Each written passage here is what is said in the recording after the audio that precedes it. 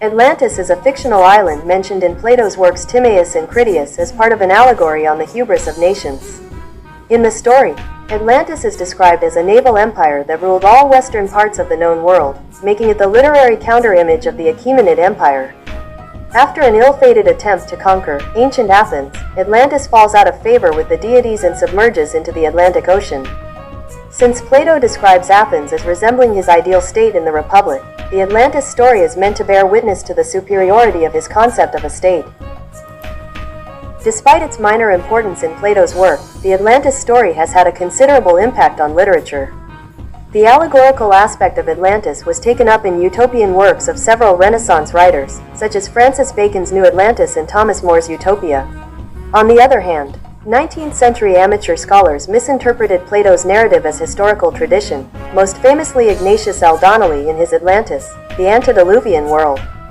Plato's vague indications of the time of the events, more than 9,000 years before his time, and the alleged location of Atlantis, beyond the Pillars of Hercules, gave rise to much pseudo-scientific speculation.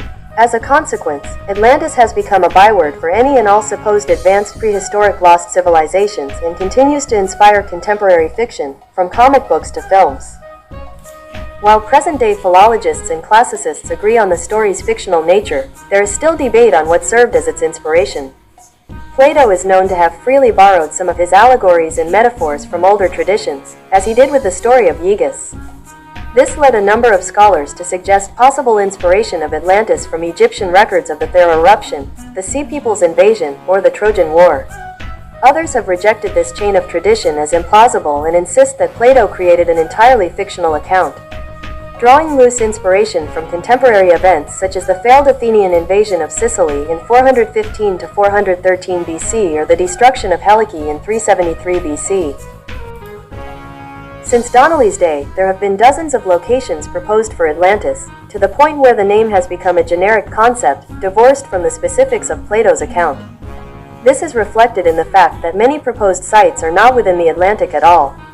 Few today are scholarly or archaeological hypotheses, while others have been made by psychic or other pseudoscientific means. The Atlantis researchers Jacques Collina Girard and Georgios Diaz Montexano, for instance, each claim the other's hypothesis is pseudoscience. Many of the proposed sites share some of the characteristics of the Atlantis story: water, catastrophic end, relevant time period. But none has been demonstrated to be a true historical Atlantis.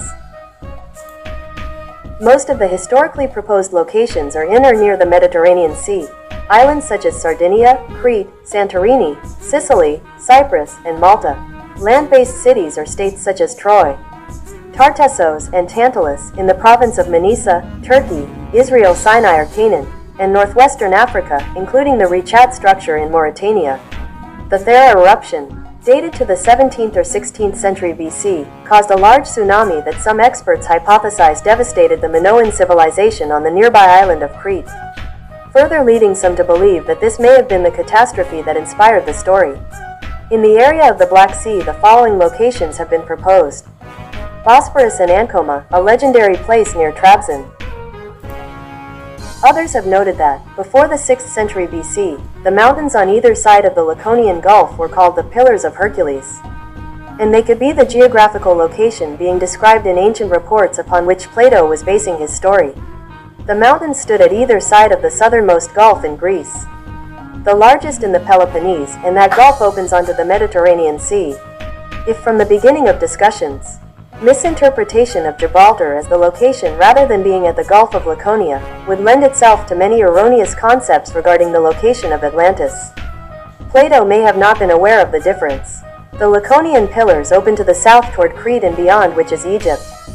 The Thera eruption and the late Bronze Age collapse affected that area and might have been the devastation to which the sources used by Plato referred. Significant events such as these would have been likely material for tales passed from one generation to another for almost 1,000 years. The location of Atlantis in the Atlantic Ocean has a certain appeal given the closely related names. Popular culture often places Atlantis there, perpetuating the original Platonic setting as they understand it. The Canary Islands and Madeira Islands have been identified as a possible location west of the Straits of Gibraltar. but in relative proximity to the Mediterranean Sea. Detailed studies of their geomorphology and geology have demonstrated, however, that they have been steadily uplifted, without any significant periods of subsidence, over the last 4 million years by geologic processes such as erosional unloading, gravitational unloading, lithospheric flexure induced by adjacent islands, and volcanic underplating. Various islands or island groups in the Atlantic were also identified as possible locations, notably the Azores.